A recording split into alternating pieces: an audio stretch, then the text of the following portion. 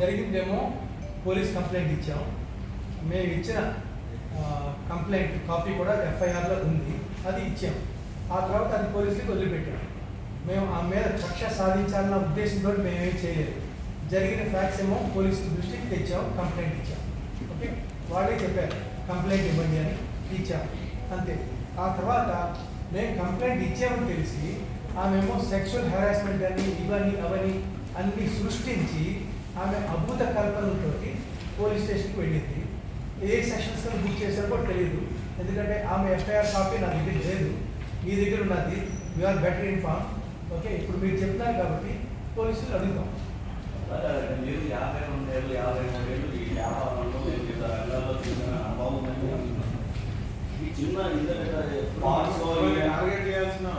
అంటే ఎందుకు మీ legal department ఇంకా మీరు ఇంప్లిమెంట్ మీ లీగల్ డిపార్ట్మెంట్ ఎందుకు ఇప్పటిదాకా యూజ్ చేయలేదు? అంటే వాస్తవం లేదు కాబట్టి మీ లీగల్ అడ్వైస్ చేయడం వాళ్ళు ముందుకు రాలేదా? అంటే మీ ఉంటుంది కదా మీకు అడ్వకేట్స్ ఇది మీ ఎక్స్పీరియన్స్. ఆమె ఎఫ్ఐఆర్ నిన్న ఫైల్ చేసినట్టుంది, ఆ కాపీ మాకు ఇంకా రాలేదు. ఓకే, అది చూసిన తర్వాత ఇప్పుడు మా దృష్టికి తెచ్చారు కాబట్టి మేము దాని మీద పోలీసుల్ని అడుగుతాం. Small common man use lawyers or advocates. Small common man కూడా నార్మల్ కామన్ మ్యాన్ కూడా అడ్వకేట్ ఎవరు యూజ్ చేస్తారు వాస్తవాలు ఉన్నప్పుడు 100% to save it sir. So why have not used it? So it means that something is there. పోలీసుల మీద మా control లేదండి. వాళ్ళు ఏ సెక్షన్ బుక్ చేస్తారో అది వాళ్ళే చేస్తారు. మా we cannot control there actions. నిజం ఉంది, పోలీసులకు ఇచ్చిన ఫిర్యాదు బట్టి వాళ్ళు కేసు నమోదు చేస్తారని మీ డెవలప్లో వచ్చిన మాట. మీరు ఇచ్చిన కంప్లైంట్ వాళ్ళు 306 నమోదు చేశారు. ఆవిడ ఇచ్చిన దాంట్లో కంప్లీట్ 4,000 ఎకర్స్ ఉంది. అంటే మొదటిగా ఆమె కంప్లైంట్ ఇచ్చిన తర్వాత కూడా పక్కన పెట్టి రెండోది మీరు ఇన్ఫ్లుయెన్స్ చేశారనేది కూడా విశ్వసనీయ సమాచారం. ఇది కూడా వాస్తవం. మేమేమి ఇన్ఫ్లుయెన్స్ చేయలేదండి, మేమేమి ఇన్ఫ్లుయెన్స్ చేయలేదు. ఇది అంతే. సరే, 19th నైట్ ఏమో ఆమె వెళ్ళి అక్కడ గొడవ చేసి పోలీస్ స్టేషన్లో కూడా ఇచ్చినట్టు మాకు తెలిసింది. కానీ ఆ కాపీ అయితే మా దగ్గర లేదు.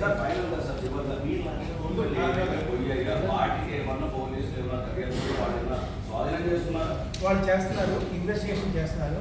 వాళ్ళు వచ్చి మా టీమ్ మెంబర్స్ తోటి, మా సీనియర్ మేనేజర్స్ అందరితో మాట్లాడారు, నాతో కూడా మాట్లాడారు. సార్, మీకు మీ పైన పర్సనల్ అలిగేషన్ అనేది మీ దగ్గరే చేసింది, పోలీస్ స్టేషన్లో డైరెక్ట్ కంప్లైంట్ చేసింది. ఇక్కడ ఏమైనా మీతో మాట్లాడారు?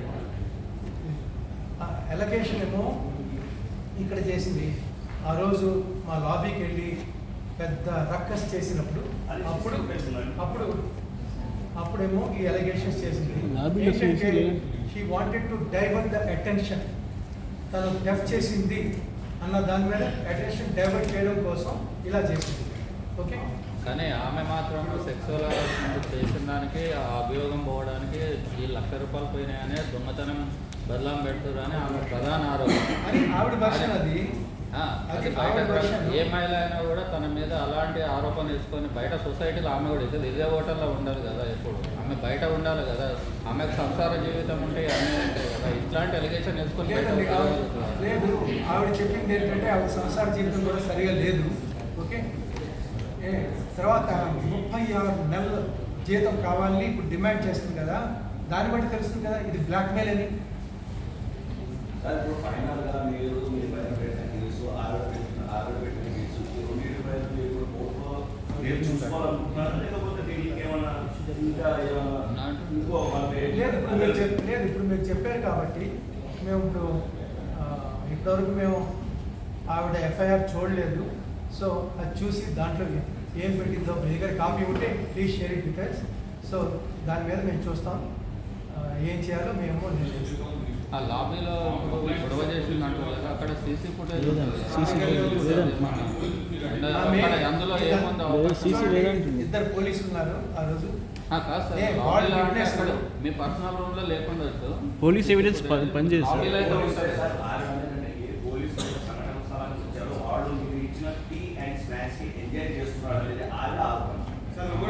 మేము స్నాక్స్ ఇవ్వలేదు, టీ ఒక్కటే ఇచ్చారు. అద్భుత కల్పనలో ఏమైనా అనొచ్చు, ఆమె ఏమైనా అనొచ్చు, కానీ ఫ్యాక్ట్స్ చూడాలి. ఓకే, ఫ్యాక్ట్స్ చూడాలి. చెప్పండి. పోలీసులతో ఆమె సిపి దగ్గరికి వెళ్ళి అక్కడి నుంచి పోలీస్ స్టేషన్లో చర్చించేంత వరకు మీ పైన ఎఫ్ఐఆర్ నమోదు కావాలని చెప్తున్నారు.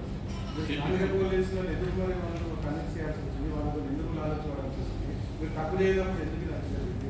చూడండి, మేము పోలీసులు అలాగైతే మీరు చెప్పింది వీరు చెప్పిన దానికి పూర్తిగా భిన్నంగా ఉంది. ఎందుకంటే మేము నిజంగా పోలీసులు ఇన్ఫ్లుయెన్స్ చేసినట్టయితే ఆమె మీద ఇంకా స్ట్రాంగ్ సెక్షన్స్ బుక్ అయ్యాయి, మా మీద మైనర్ సెక్షన్స్ బుక్ అయ్యాయి. మేమేమి ఇన్ఫ్లుయెన్స్ చేయలేదు కాబట్టి ఇలా జరిగింది.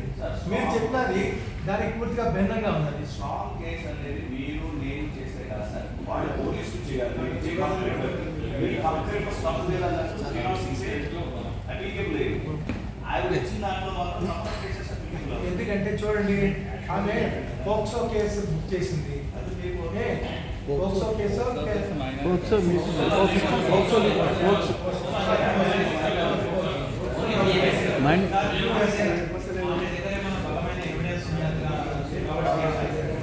ఆవిడ దగ్గర ఏమీ లేదండి, ఎందుకంటే మేమేమి తప్పు చేయలేదు. తర్వాత మా దగ్గర ఈ కమిటీ ఉన్నది, పోస్ట్ కమిటీ ఉంది. ఆ పోస్ట్ కమిటీ చైర్పర్సన్ జయ గారు, ఆవిడ మా దగ్గర 18 సంవత్సరాల పాటు చేస్తున్నారు. ఇప్పుడు ఎందుకు జయ, మీరు 18 సంవత్సరాల పాటు పనిచేస్తున్నారు కదా, మీ ఎక్స్పీరియన్స్ చెప్పండి.